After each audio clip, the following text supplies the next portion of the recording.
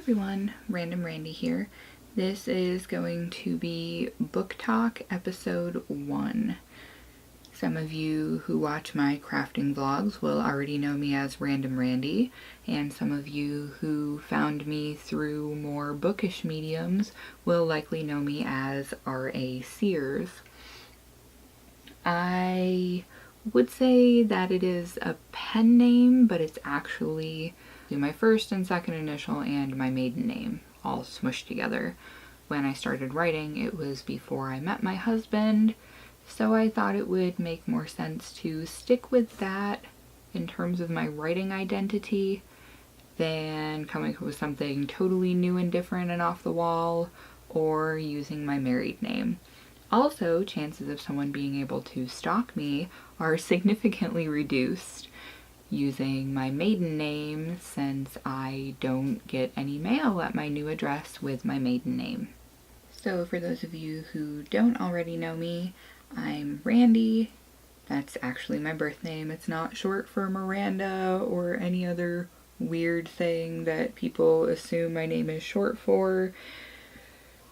I am 31. I am a mother of 2 boys. Hunter will be 5 in January. Killian will be 3 this November. I am a military wife at current. My husband's debating on whether he wants to get out sometime soon or not. We're not really sure where we're going with that. So currently we are in the state of Washington. If you're familiar with Washington at all, then you know what base we're stationed at. So I guess if you really want to stalk me, you're hyper ambitious, but chances are you're probably not going to be able to get that far in that endeavor. But anyway, the whole purpose of this video series is for me to be able to continue to do about the same amount of videos that I normally do, which is average of 1 a week. I may end up doing one of these and one yarn talk a week. Yarn talk is my crafting vlog where I talk about crochet and knitting and just anything yarn related or fiber related if I'm spinning, which I haven't actually done any of, but I have done some yarn dyeing. However, if you're here to see those, chances are you probably don't give a crap about my crafting.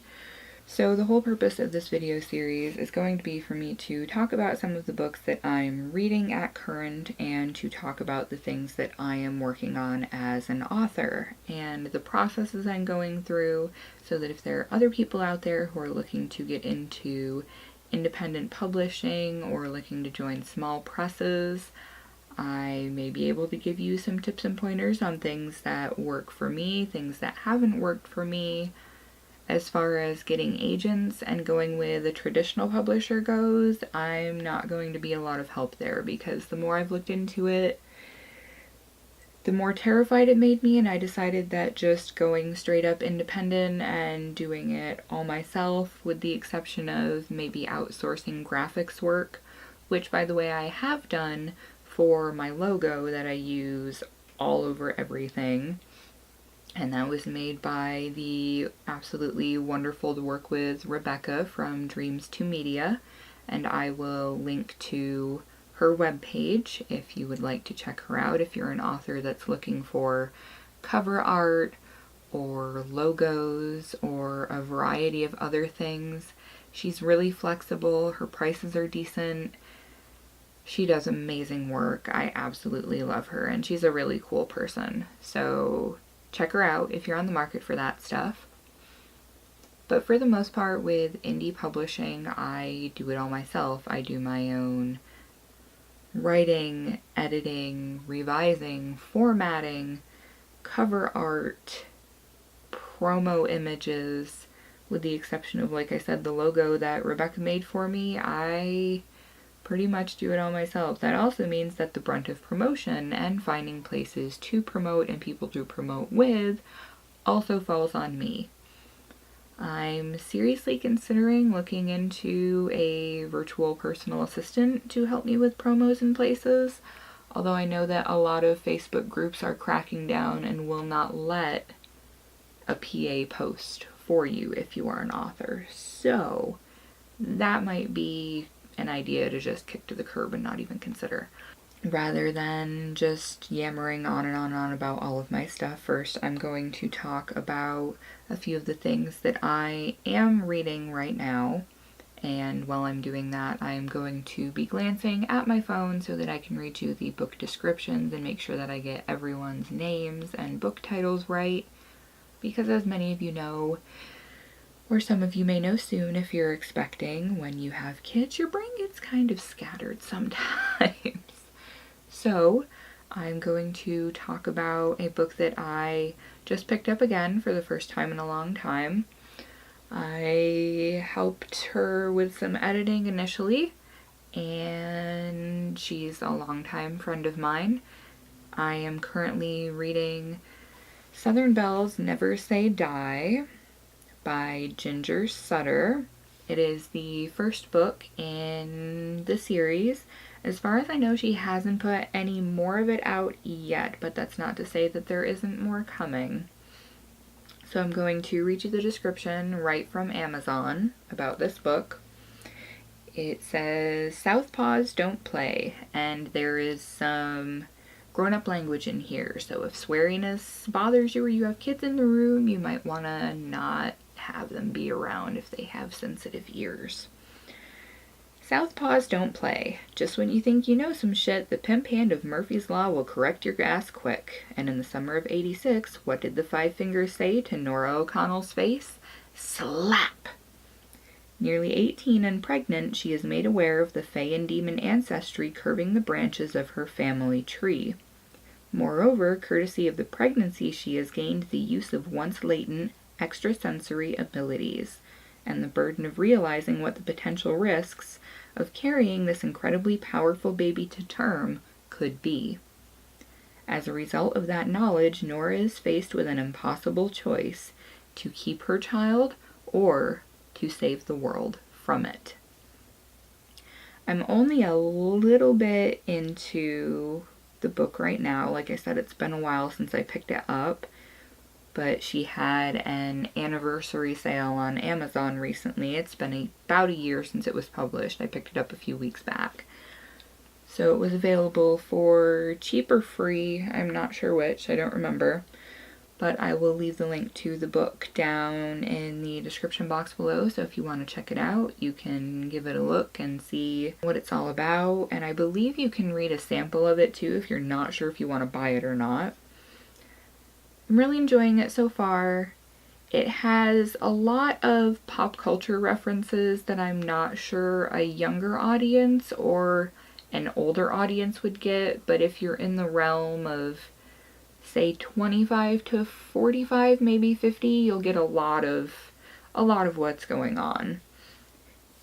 I enjoy it a lot, and I really think that you would enjoy it if you're into romance, especially of a paranormal nature. There's a lot of things going on in this one. There's fae, there's shapeshifters, there's demons. It's a pretty awesome hodgepodge of many, many things. And if naughty grown-up words don't offend you, then you'll probably enjoy it. So that is the only thing that I am currently actively reading. But I just recently picked up another book that I will be reading more of soon, and it's an older book from this author who I've known in an acquaintance capacity for several years now. We both used to work with the same small press, what seems like forever ago. But the book that I just picked up is called The Country Club, and it is by Tim Miller. He is an extreme horror author, and this is the first book in his 1% series. I've actually read the second book, which was called Suicide Hotline, and that was a book about a dark web or deep web website where people send out requests to have someone end their life for them because they just don't have the chops to do it. So they get to go down in a blaze of glory without necessarily looking like they took their own life, if that makes any sense.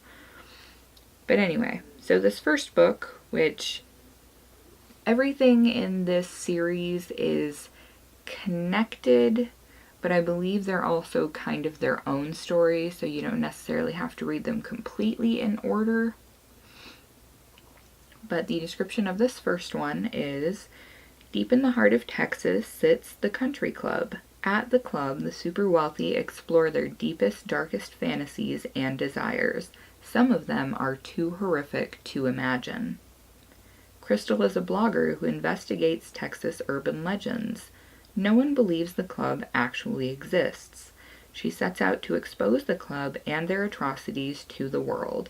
In her search, she finds the truth is much worse than she could have ever imagined.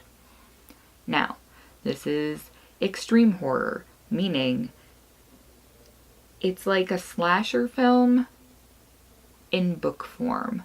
So there's lots of gore, lots of blood, probably some torture, all sorts of triggering things that if you're a highly sensitive person, you probably don't want to indulge in this.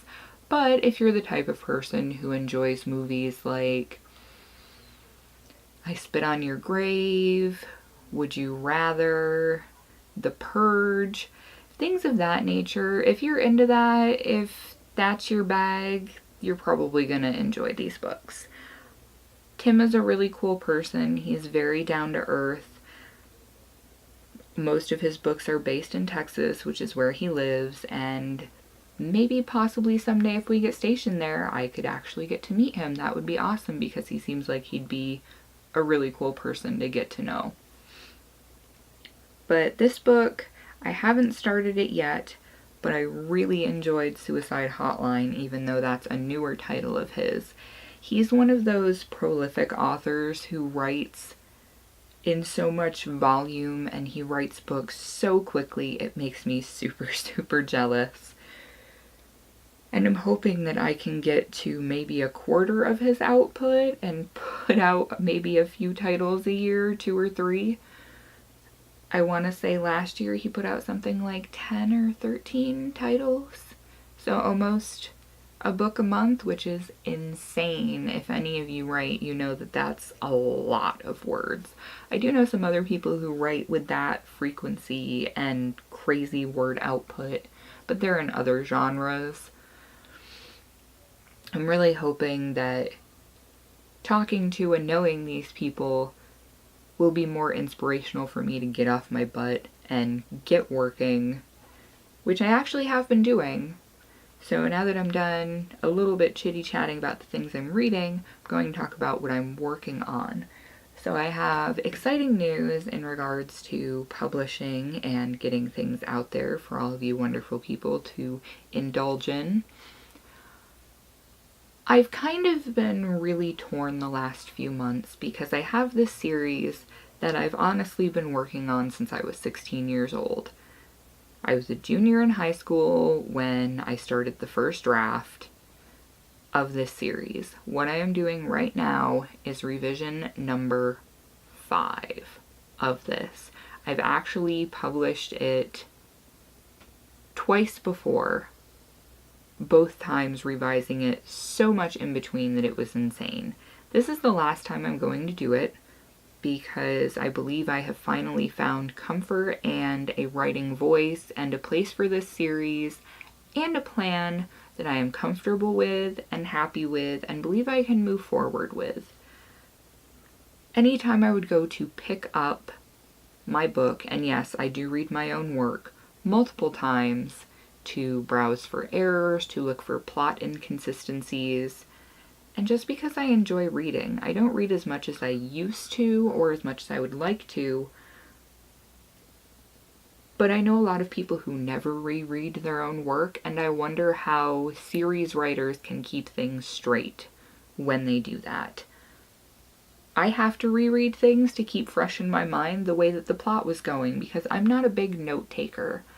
I'm getting a little bit better at outlining some things, and I have a rough sketch of here's main plot point A, which leads to B, C, subplot 32-6, whatever. And my brain doesn't really work well within too much structure. if I try to write down all these details, because I know some people who make crazy, crazy detailed outlines, if I do that, I feel like I'm too restricted and I don't have room to be creative enough to get the writing done. But with this, with my loose outline, so I just have the main plot points that are going to go down, the twists that are going to happen, I think I'm finally getting somewhere with it. And it sounds insane, like, Randi, holy crap, 16 years, almost 16 years, 15 years right now to get one book polished to perfection. That's because I'm doing it completely by myself. If I had a group of people that I knew weren't going to steal my work, that I could bounce ideas off of them, aside from just one or two writer friends who I talk a little bit briefly with about it, maybe I could get a revision and those plot holes pointed out to me sooner. If I had the money to pay for a big time editor, maybe I could catch all of my typos, which for the most part I usually catch within one or two read-throughs of it. But if I could afford to pay somebody and outsource all of these little piddly things that are really what make a book seem professional, which I feel like is the reason that independently published books are so looked down upon by some people, is because people will hammer a book out in 2 weeks, read it through once, comb it for errors, send it off to one or two people who will say, oh, it's wonderful, it's glowing, it's perfect, it's golden, it's fantastic. And then they just slap a cover on it that's stock photo with text that they threw on it and send it off to Amazon and it's good to go. And they're like, well, what? I published. That's it, right? That's the end? That's all I have to do? I feel like more independent authors need to read more works from people who have a more traditional industry background so that they can see what a professional book should look like. Because when you just slap it all together, it looks sloppy. It looks like you don't give a damn. And your readers can tell. Don't get me wrong, there are some readers who will say, oh, I don't care if there are typos in a book, I get what they meant. My opinion of that is, it's fantastic that you understand what they meant, but it still looks sloppy to me. It's not being a grammar Nazi to want your published work to be well put together, for it to look like something that you would find on the shelf in any bookstore, in a Barnes & Noble, in a Books A Million, in whatever the few bastions of freestanding bookstores are. It should look like a professional piece of work, because when you hand someone your book, you're handing them a piece of yourself, but you're also representing yourself. And if it looks like a sloppy 10th grade essay that you slapped a pretty cover on, more people than you think are going to notice that you didn't take time to do it well. A lot of indie authors feel pressured to put out more work, put out more work, put out more. You need to have a big backlist so that when you release something new, the time it's going to take you to put out another new book, your new readers will be able to find the 3 things that you published previously. They'll buy those and keep themselves busy, so you've got 3 or 4 months to kick out another book. While I'm all about wanting to get as many works out there as possible to start building up that backlist and building that big following and the audience that everyone wants to be able to ultimately live off of writing, because isn't that really the goal, is to not have to go back to work for somebody else? My kids are getting older, and if they end up in public school, I do not for the life of me want to ever have to go back to working retail. I was in management, but if any of you have worked retail or food service or any service industry at all, you know that not very many people enjoy that. And the pay is, let's be perfectly honest, 90% of the time the pay is absolute garbage. It doesn't pay for things. It's not rewarding. It's not a job where at the end of the day you can go home and say, I made a difference in somebody's life today, or I feel good about what I accomplished today. most of the time you can say, well, I cleaned up the same rack 30 times because 10 women came through with packs of toddlers that they weren't paying a lick of attention to, and they annihilated it, and I had to fix it. And just when I got it perfect and cleaned off, somebody came through with a big old drink from the movie theater, spilled soda all over the place. I spent an hour spraying and mopping and cleaning the floor. And then next thing I knew, I had to pick up the store for closing time. Then I had to count out the drawers and go to the bank. It's not what I want to be a part of at all, ever again. Please no. So that is why I am working so hard right now to light a fire under my ass and get this series rolling the way that I want it to, with a fresh start, with fresh names for the books and new covers and wonderfully, nearly flawlessly edited texts that have filled in the same plot holes that I've had multiple people point out to me, to the extent that I had to stop for a minute and think to myself, wow, I thought that that plot hole wasn't that big, but everyone's pointing it out, so it must be a lot worse than I thought it was. And in regards to that, I'm going to show you what I'm working on. If you know of me as an author, you will probably recognize this. This is the first book in the Ragnarok Legacy series that I am writing. The old name for it is Lunacy. I am about a third of the way through hard revision edits and transferring them onto the version on the computer that's going to be ultimately the paperback version and the ebook version. The paperback version, I'm pretty much just going to have to make the cover, and that's really all that I have to do differently, because I have the paperback formatting file that I just do all my edits in there, so it'll be ready to send right back off to the printer once I've got this good to go. This is my baby. No matter how many times I try to walk away from this, no matter how many times I try to say I'm so sick of paranormal romance, I could vomit, this keeps drawing me back, because this series is not solely a romance. It has elements of paranormal, it even has some elements of horror in it, and it has apparently a scene that a lot of people thought was really, really gross and nasty, but also engaging. I didn't think it was that gross, but I'm also a big fan of really nasty, low-budget, gore-fest horror movies, so maybe I'm not the best judge of that. However, there are only splashes of romance in here. Yes, there is a romance with the main character, but it's not the entire focus of the book. The whole book isn't her trying to chase down her crush and to be with him and all of these other things. There's a thread of romance in it, but it's kind of, here's the top of where the plot is, and the romance is a little subplot flowing under the waves. That's there, you know it's there, but it's not the focus. At least I'd like to think it's not the focus. Yeah. So I'm going to read the description off the back for you. Honestly, I'm pretty happy with the description, so I don't know if rewriting the cover blurb is something that I'll do. Maybe I'll tweak it a little bit, make it more exciting. Anyway, here we go. Keishia Mead is your average high school senior, a bit of an outcast, a good student, and looking forward to graduation so she can move on from Little Elm Valley, New York. Or so she thinks.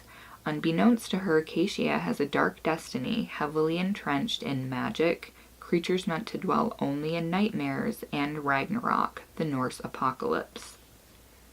Jinx Davison, Keishia's classmate and longtime crush, has his own unnatural calling that is brought to light through her awakening.